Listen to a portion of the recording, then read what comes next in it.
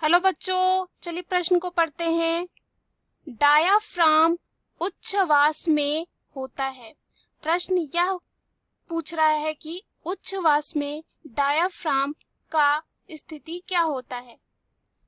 पहला है अवतल, दूसरा है शिथिल, तीसरा है चपटा, चौथा है इनमें से कोई नहीं। तो इस प्रश्न का हल देखते हैं। तो सबसे पहले इस प्रश्न में बात करते हैं मुख्य अवधारणा की। तो इस प्रश्न में जो है मुख्य अवधारणा हो जाएगा उच्छ्वास। उच्छ्वास।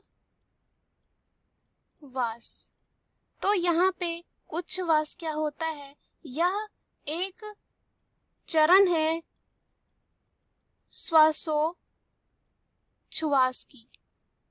श्वासोच्छ्वास की यह जो है एक चरण होता है। श्वासोच्छ्वास के दो चरण है। पहला जो होता है वह होता है, बात करें तो प्रश्वास, और दूसरा जो होता है यहाँ पे उच्छ्वास होता है। तो प्रवास में क्या होता है? प्रवास में जो होता है क्या होता है कि ऑक्सीजन युक्त वायु जो है फेफड़ों में ग्रहण किया जाता है। फेफड़ों में जो है ग्रहण किया जाता है। उसके बाद अगर हम बात करते हैं यहाँ पे उच्छ्वास की, तो यहाँ पे फेफड़ों में जो है फेफड़ों में जो है कार्बन डाइऑक्साइड युक्त वायु जो है शरीर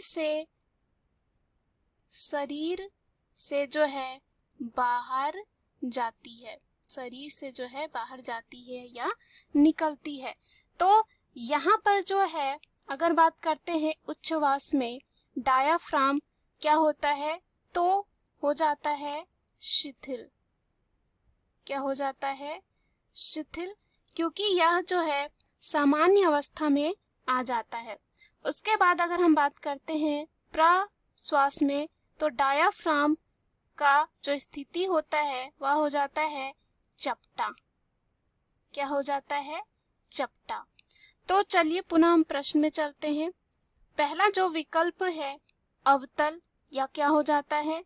गलत हो जाता है। दूसरा है शिथिल, यह हमारे प्रश्न का सही उत्तर है। तीसरा है चपटा। चपटा तब होता है जब प्रश्वास होता है, तो यह भी क्या हो जाता है? यहाँ गलत हो जाता है। अंतिम है इनमें से कोई नहीं, तो यह भी क्या है? गलत विकल्प है। दिए हुए प्रश्न का सही उत्तर है बी, यानी कि शिथिल। आशा करते हैं यह प्रश्न आपको समझ में आया होगा। धन्यवाद।